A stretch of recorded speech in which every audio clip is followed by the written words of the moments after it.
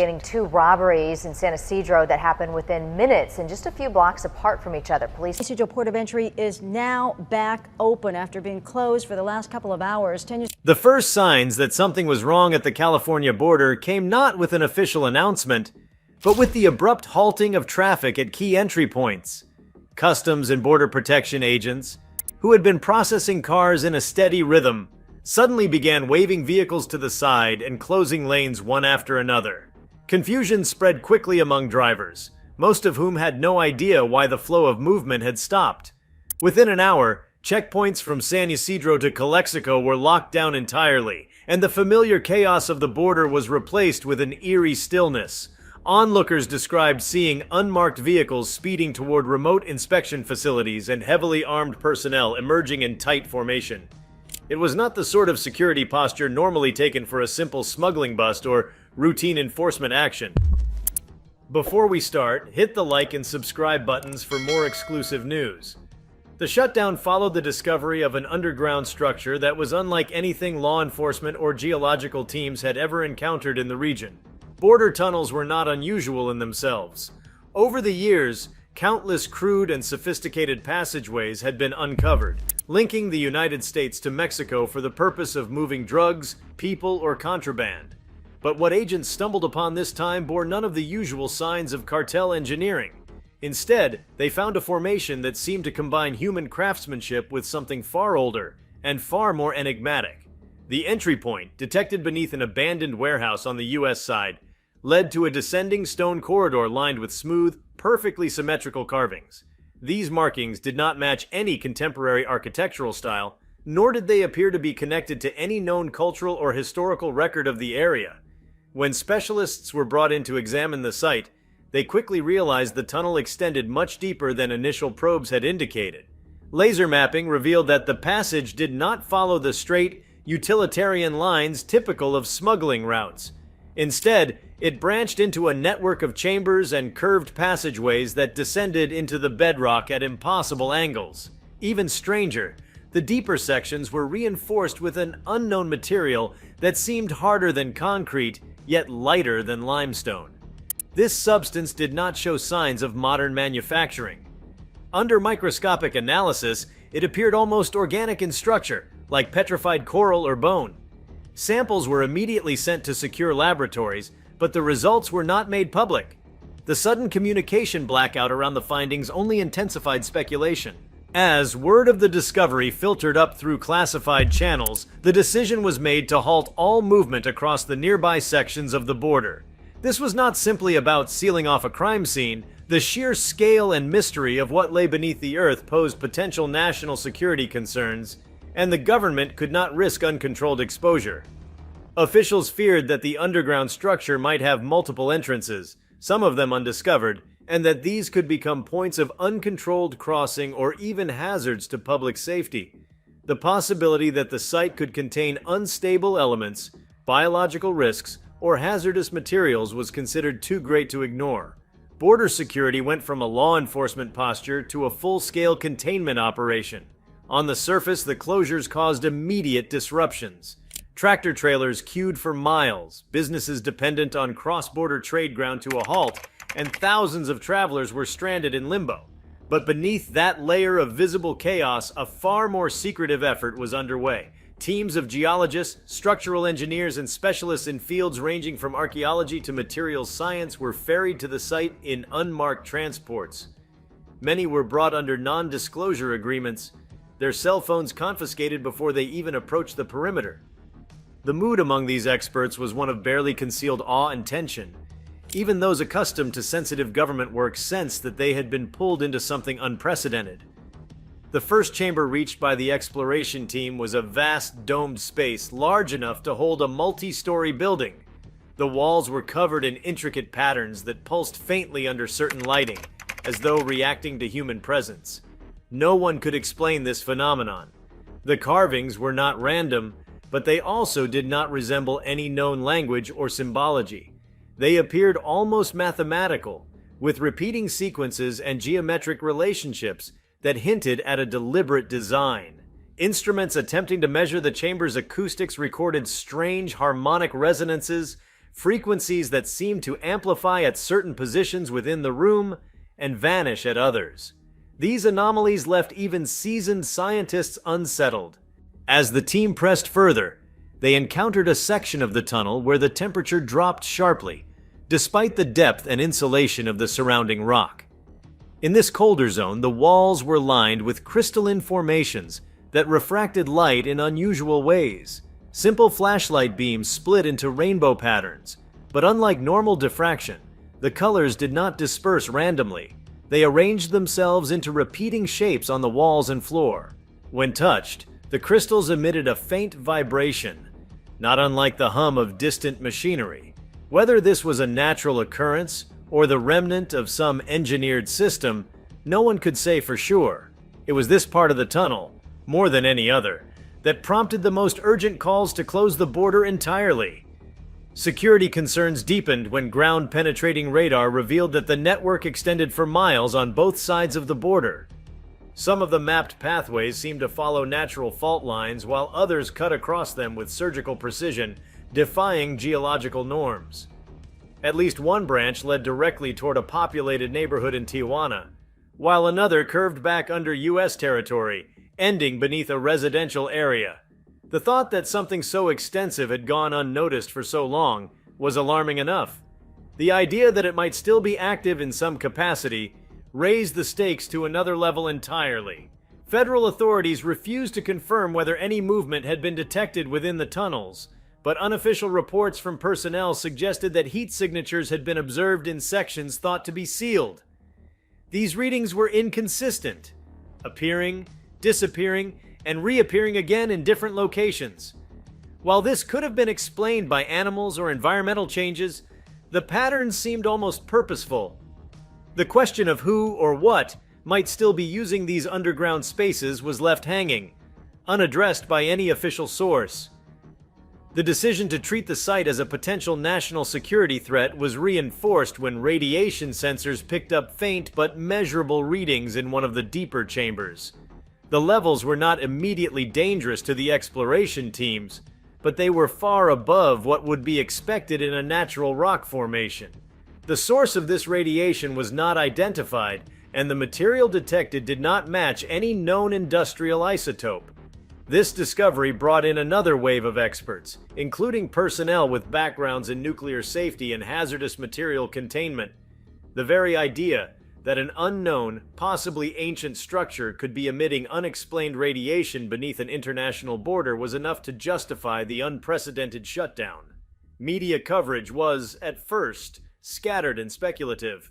Local outlets picked up on the unusual border closure and circulated theories ranging from cartel warfare to earthquake damage. But as the hours passed and no credible explanation was offered, larger networks began to take notice. Satellite images showing large convoys of government vehicles converging on the region only fueled public curiosity. Amateur drone footage, briefly uploaded before being removed, showed heavy machinery being brought to the warehouse site, along with what appeared to be mobile laboratory units. The presence of uniformed military personnel, some in camouflage without visible insignia, hinted at a deeper level of involvement than civilian agencies alone. Behind the scenes, the chain of command became layered and compartmentalized. While local border agents were responsible for the initial discovery, control of the site quickly shifted to federal task forces with overlapping jurisdictions. Homeland Security coordinated with the Department of Defense, while specialized branches of scientific institutions were brought in under strict secrecy. Each team was given access only to the portions of information necessary for their role. This approach, while effective in preventing leaks, meant that no single group had a complete understanding of the entire situation. Some members of the investigative teams began privately questioning whether the tunnel network could be the remnant of a lost civilization.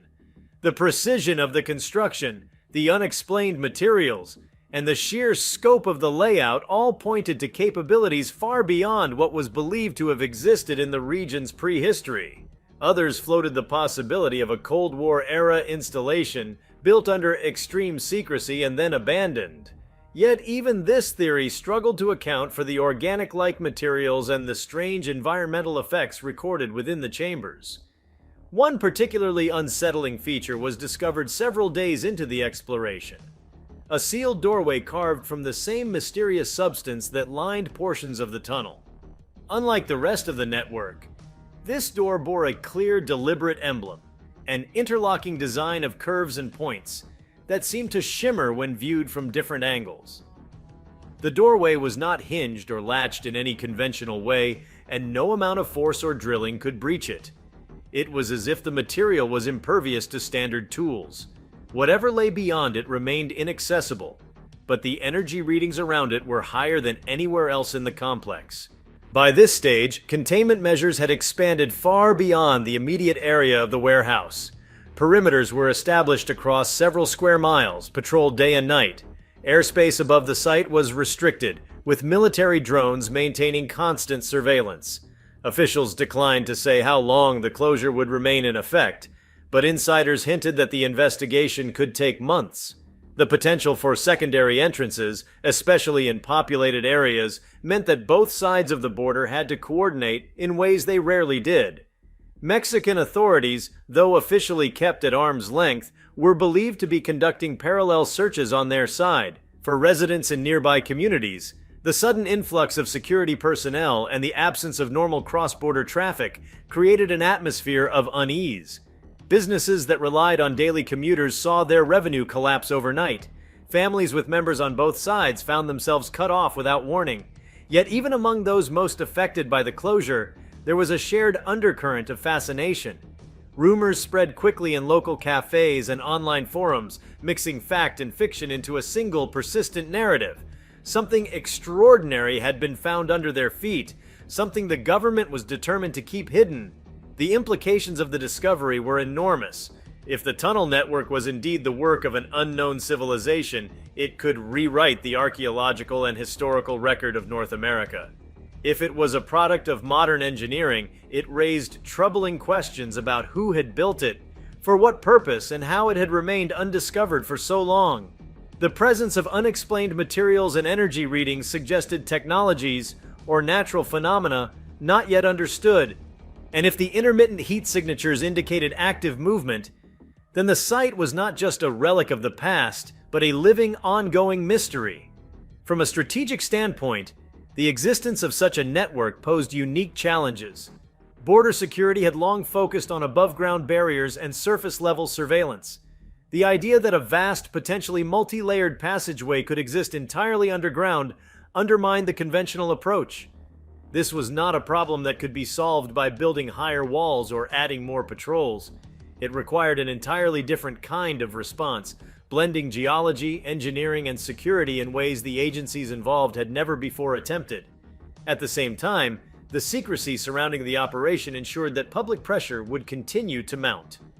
Every day the border remained shut without explanation fueled speculation and suspicion. Some believe the government feared not just the structural and environmental hazards of the tunnels, but what they might reveal about the land itself. Others whispered about the possibility of something still inhabiting the depths, something capable of creating or maintaining a network on such a scale. The lack of official answers meant that for now, imagination filled the void. Even as the investigation pushed deeper, the sense of urgency among those involved grew sharper. The deeper chambers presented increasingly difficult conditions: unstable rock in some places, unexplained magnetic interference in others. Instruments occasionally malfunctioned without clear cause, forcing teams to rely on older analog tools.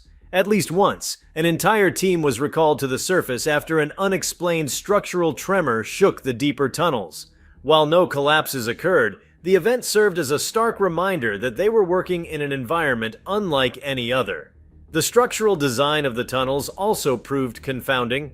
Many of the passageways maintained precise dimensions over long distances, with walls that appeared to have been shaped in a single, continuous process, rather than carved or assembled in sections.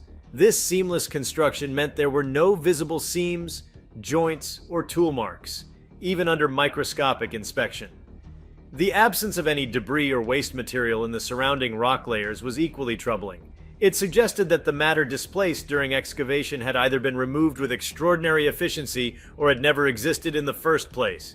Such precision went beyond the capabilities of known boring technology, prompting speculation that the tunnel might not have been built in the conventional sense at all, but formed by a process still unknown to modern science.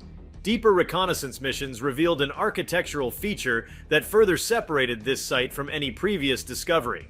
Certain corridors contained alcoves cut into the walls, each shaped like a shallow archway. These alcoves varied in size, but all were perfectly symmetrical, and some bore traces of the same geometric markings found in the main chamber. Inside several of these niches, thin layers of a black, glassy substance coated the stone. When samples were extracted, the material exhibited both high heat resistance and unusual electromagnetic properties, leading some analysts to wonder if these alcoves had once housed devices or objects now missing. Teams descending into certain branches reported hearing low-frequency tones that seemed to emanate from no fixed source. These tones would fade or swell depending on a person's location, creating an effect that disoriented some individuals and caused mild vertigo in others. Audio recordings taken in these spaces picked up the sounds clearly, but playback analysis revealed a layered harmonic structure that did not conform to typical environmental noise. Some researchers began theorizing that these tones might be a byproduct of the structure's design, either intentional or incidental, hinting at an understanding of sound and vibration as structural elements. The security teams tasked with maintaining the perimeter faced challenges of their own. While the site remained officially sealed, there were increasing attempts by civilians and amateur explorers to approach restricted areas. Several incidents involved individuals claiming they had heard rumors of hidden entrances or forgotten shafts in nearby neighborhoods. Local law enforcement, already stretched thin by the disruptions caused by the border closure, had to work in tandem with federal units to prevent unauthorized access. The secrecy surrounding the site only seemed to heighten public curiosity, and there was a growing sense among residents that something of profound importance was being kept from them. At the federal level, debates emerged over how much of the discovery should be disclosed, even to agencies not directly involved in the investigation. While some argued for transparency, citing the need for broader scientific collaboration, others insisted that the unknown nature of the site and the potential risks it posed required an absolute lockdown on information.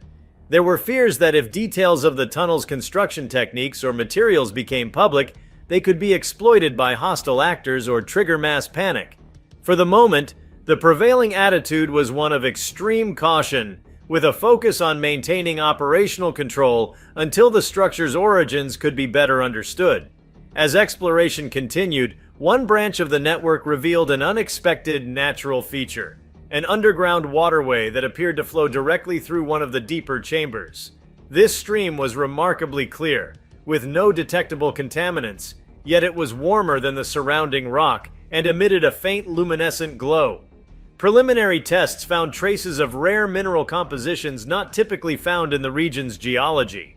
How this water source had come to flow through the chamber, without flooding it entirely, remained unclear. Its presence suggested a potential connection between the tunnel system and larger subterranean geological processes, perhaps even extending far beyond the border region. The psychological impact on the personnel involved in the investigation began to emerge as a quiet but growing concern.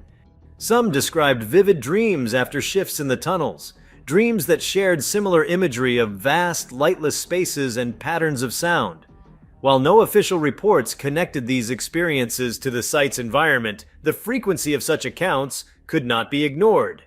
In response, rotation schedules were adjusted to limit exposure time in the most anomalous areas. Every day, the investigation uncovered new details that only deepened the mystery. From mineral formations with inexplicable magnetic alignments to unexplained shifts in air pressure between chambers.